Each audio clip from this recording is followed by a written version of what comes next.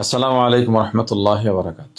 আমার প্রিয় শুভাকাঙ্ক্ষী এবং প্রিয়জনদের উদ্দেশ্যে একেবারে সংক্ষিপ্ত দু একটা কথা বলবো। আপনারা দেখেছেন আজকে আমাকে নিয়ে একটি অনলাইন চ্যানেলে আমার ব্যক্তিগত এবং পারিবারিক বিষয়ে একটা প্রতিবেদন করেছে। প্রতিবেদনটা যদি আপনারা পুরোপুরি দেখে থাকেন তো দেখবেন যে এখানে বলার মতো আমার বিরুদ্ধে ওরকম আইনি কিংবা শরীয়গত ইনফরমেশন নাই, শুধু অভিযোগ আছে। আর বিয়ের ব্যাপার, আমার প্রথম বিয়ে পারিবারিকভাবেই হয়েছিল, পারিবারিকভাবেই সেপারেশন হয়েছে। এর পরের বিয়েও পারিবারিকভাবে হয়েছে, তিনি এখনো আছেন। বাকি অনেক ঘটনা আছে, আমি কারো সম্মানহানি হোক, চরিত্র হনন করতে চাই না। পুরা ভিডিওর সেকেন্ড বাই সেকেন্ড আমি যেভাবে তারা ভিডিও করছে এভাবেই একেবারে ডকুমেন্টস দিয়ে দিয়ে উত্তর দিতে পারি। আমি চাচ্ছি না কোনোভাবে যে এটা নিয়ে আলোচনা বাড়ুক, কারণ আমার নিজের পরিবার আছে, ছেলে মেয়ে আছে, আমার অনেকগুলো প্রতিষ্ঠান আছে, শুভাকাঙ্ক্ষীরা আছে। তো জবাব যতটুক দেওয়ার আমার টাইমলাইন আমি আগেই এটা আভাস দিয়েছিলাম। শুধু এতটুকু আপনারা হিসাব করেন যে ঘরের মানুষ যদি বছরব্যাপী ষড়যন্ত্রে লিপ্ত থাকে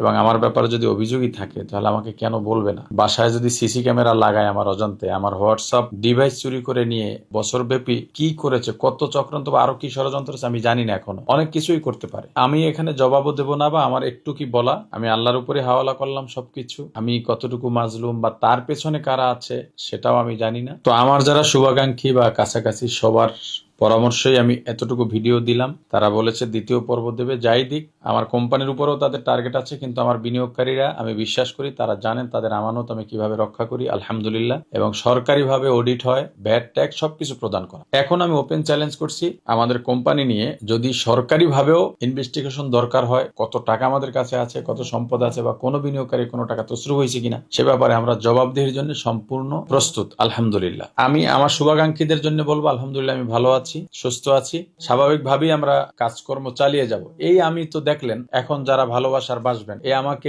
যারা নিন্দা করার করবেন তাদেরকে আমি ধরে রাখতে পারবো না। নিন্দা করার জন্য হাজারটা কারণ যারা খুঁজবেন করবেন, ভালোবাসার জন্য হাজারটা কারণের প্রয়োজন হয় না। ষড়যন্ত্র কিংবা চক্রান্ত গুলো আমি কিন্তু এক বছরই বুঝতে পারিনি। আসলেই এতটাই বিশ্বাস ছিল, ঘরের মানুষের উপর বিশ্বাস থাকাটাই স্বাভাবিক। তো সেখানে আমার হোয়াটসঅ্যাপ ডিভাইস যদি তার কাছে থাকে, তখন আপনার সাথে কথা বললেও দেখাবে আমি কথা বলতেছি। ঘরে সিসি ক্যামেরা কোন পর্যায়ে গিয়ে দেয়, কোন ষড়যন্ত্রটা থাকলে নিজের ঘরের বেডরুমে সিসি ক্যামেরা লাগাতে পারে, এটা আপনাদের বিবেচ্য।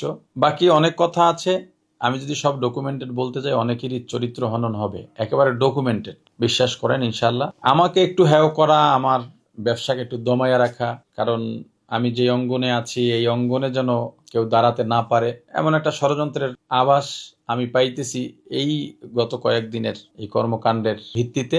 আমি আমার ব্যবসায় ফোকাস করছি ইনশাআল্লাহ। আমার জন্য দোয়া করবেন। যদি আমার বিরুদ্ধে আরো কোনো ষড়যন্ত্র চক্রান্ত তারা প্রকাশ করতে চায় করতে পারে, আমি জানি না এখনো, বা মেবি কি হতে পারে আমার এখনো এটা ধারণায় নাই। আমি দোয়া চাই শুধু এতটুকু আপনাদের কাছে, এবং যারা আমাকে ভালোবাসেন জানেন তাদের কাছে দোয়ার সাপোর্টটাই চাই। এবং আমার কোম্পানির বিনিয়োগকারী যারা আছেন, একেবারে শুরু থেকে আপনারা জানেন আপনাদের আমানত কিভাবে আমি আগলে রেখেছি এবং কতটুকু স্বচ্ছতা আছে। তো দোয়া করবেন ইনশাআল্লাহ। কারণ আমি আমার দ্বিতীয় স্ত্রী যে ঝামেলাটা করেছে তার চ্যাটিং থেকেই আমি দেখেছি, যে কোনো ভাবেই আমি দেখেছি এটা সঠিক যে আমার কোম্পানিটা হলো তাদের টার্গেট, কোম্পানিটাকে শেষ করে দেবে, এবং এর সাথে কিছু লোক যুক্ত হয়েছে। আমি আইনিভাবে যাব কিনা, আইনি লড়াই করব কিনা, বা আমি কোনো পদক্ষেপ নেব কিনা এই সিদ্ধান্ত এখনো নিইনি। যদি নিয়ে আপনারা জানতে পারবেন। বাকি এতটুকু বার্তা আপনাদেরকে দেওয়া দরকার মনে করছি, এজন্য দিয়ে রাখলাম। ইনশাল্লাহ আশা করি সবসময় সাথে থাকবেন এবং পরামর্শ দেবেন ইনশাল্লাহ, এবং খাস করে দোয়া চাই। আসসালামু আলাইকুম।